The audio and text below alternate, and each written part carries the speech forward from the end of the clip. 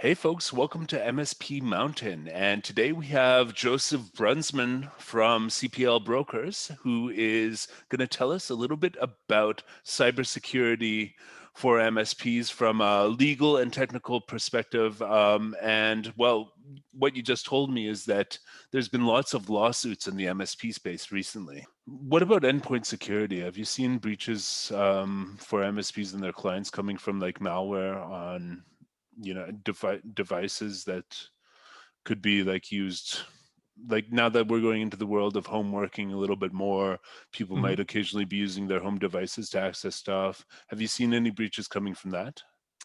We have, yeah. So we have seen um, a fairly sizable spike in remote worker breaches. Hmm. And it's entirely understandable why that is, right? Because how many people have changed the default password on their router ever? Like probably, half of 1%, maybe. Yeah, and Um, whatever home life is and work life have gone like this over the last year. So yeah, I and mean, it's a hard problem. And it's obviously, like, there's kind of like workarounds with that, with like VPNs and RDPs and kind of like setting it up that way. But at the end of the day, part of the other kind of like side of this equation that we're seeing is, people working from home, there's kids screaming in the background, there's dogs barking, there's maybe their spouse got laid off, right? So there's like all this additional stress that's just part of the whole equation. And then the ability for that person to recognize something that's legitimate or not legitimate, right? mhm. Or to see the difference in, the email coming from someone, it looks like it's legit, but instead of like a letter M, it's an R and an N, like closely spaced together. I think that's part of the equation too, where companies have to realize, that they're going to have to spend more money on security. So not just security awareness training, but obviously a great idea, but also that, like, the ability for your employees to process that information in a more stressful, loud, chaotic environment has gone down, right? And the So, fact you might step away from your machine for a few minutes and your 9-year-old goes on there and starts downloading a bunch of stuff.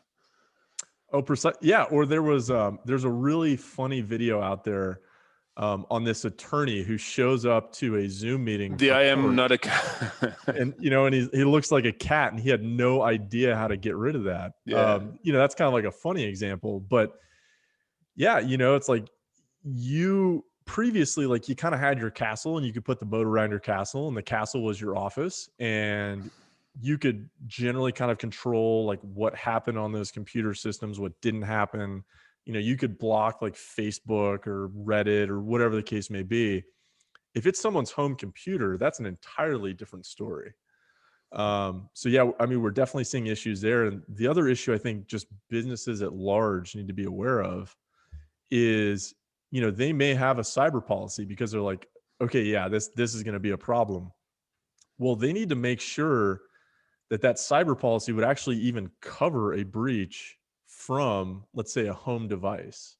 And that actually just gets into the definition of what is a computer system, right? So, cyber insurance companies, like, yeah, they're parsing this language now because they're losing money just hand over fist. I mean, they're just getting decimated in the marketplace. They're shelling out big dollars for these breaches. So, when you have a breach that comes from some remote device somewhere, there's a lot of crazy legal issues and practical issues that go into that. Like, can you take someone's personal device from their home if they're using it for work purposes? Like, can you run forensics on that? Like, Yeah. can you confiscate that device? If you're going to do that, like, how do you even get that device to run forensics on it, right? Like, if you're going to mirror the drive, like, how do you even do that Well, it would on have to be someone's like home in computer? the company's contracts with their employees, right? That they Mhm. would have that right. Is it possible to transfer that right? It depends. It's very tricky to do, right? So even something like let's say, like BYOD was such a big deal.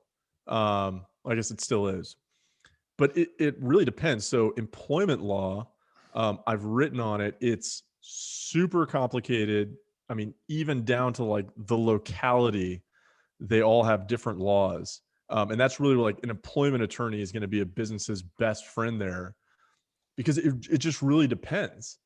So, if a business is in a position where they can provide cell phones, laptops, tablets, whatever, Of course they should, yeah. yeah, personal PCs, like there's a very good argument there, um, about what they can dictate happens on that device or not. But if it's someone's personal device, that's an entirely different story. And it really gets into this strange gray area where, the case law may not even be established yet. And I'm And guessing so, that, yeah, from an MSP's perspective, right now is mhm. as good a time, is the best time to write all of your clients a proposal and a warning that people's home devices are not secure, and that you recommend that they purchase Mhm. work laptops for every employee who's working from home, and that they're aware that the consequences might be bad if they don't, you know? Yeah, which actually brings us, to kind of a different topic that I thought we should bring up, which is using what I call offensive documentation, which really gets into this idea of defense in depth from like a risk management perspective, like a business risk management perspective for the MSP. And it's things where, previously we talked about the contract, right? Which is contractually requiring cyber insurance, always offering an additional level of service, the check yes or no box for like the super high risk clients. It also gets into like the newsletter or like scam alerts where, all these MSPs out there that are going to be listening to this, they probably have an accountant or a business attorney, and every like month or so they get some newsletter, and their accountant may send them a newsletter that's like, hey, here's the update on IRS circular 242 or something. And the business owner, right, they're probably wondering this whole time, they're like, why do they send me this nonsense? Like, I'm not going to read it. Even if I read it, I may not understand it. Like, what's the point in that? It's it's defense in depth for those professional services firms. And I think that's a great thing that an MSP can take and adopt for their own, because now it's, you're building up that defense in depth where it's not only like, hey, we offered this additional service, you didn't want to do it, but hey, also we warned you over a long period of time that these types of things could happen. And they can tie that in with, hey, here's this like awful thing that happened to this business, right? Like, here's this additional service. If you don't already have it, like, we can talk about it that may mitigate this particular type of failure or breach. Contact us if you want to talk about it. And so over time, like, that's just documentation for the defense attorney to be like, this is magical, right? And we've had claims where businesses have done that. Not an MSP claim yet, because they're still kind of getting into this mindset. But other types of clients we've had where they're like, oh yeah, here's 6 years of newsletters where we warned about this specific thing. And when it comes to defending your claim, right? When it comes to defending your business as an MSP, um, your defense attorney will hug you and buy you a very expensive bottle of whiskey because it's like gold raining down on them. I mean, Yeah, it's magical. yeah, when I'm consulting for new MSPs, if we're gonna onboard them as a client, if they say our documentation is on SharePoint, I go, wait a second, I need to take a look at this. And if Mhm. their passwords are in plain text on SharePoint, it's like I make sure that I have a recorded Zoom call of me telling them, like, this is not secure.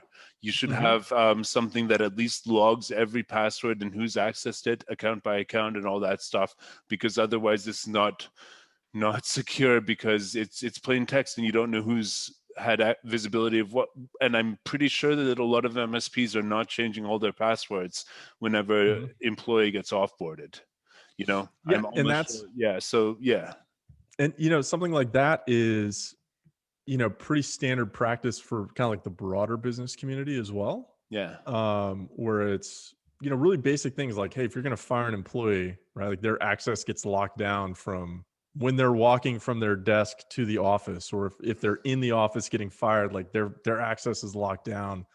Um, I think MSPs like just bring all that kind of stuff on board, right? And it's not even necessarily that you don't trust your employees, but it's just kind of a good business practice where, maybe 5 years from now, you've had this policy in place this whole time and you just hired a bad egg, Yeah. like that'll save your business. That could be the deciding factor there. So you never know. So yeah, you're entirely correct.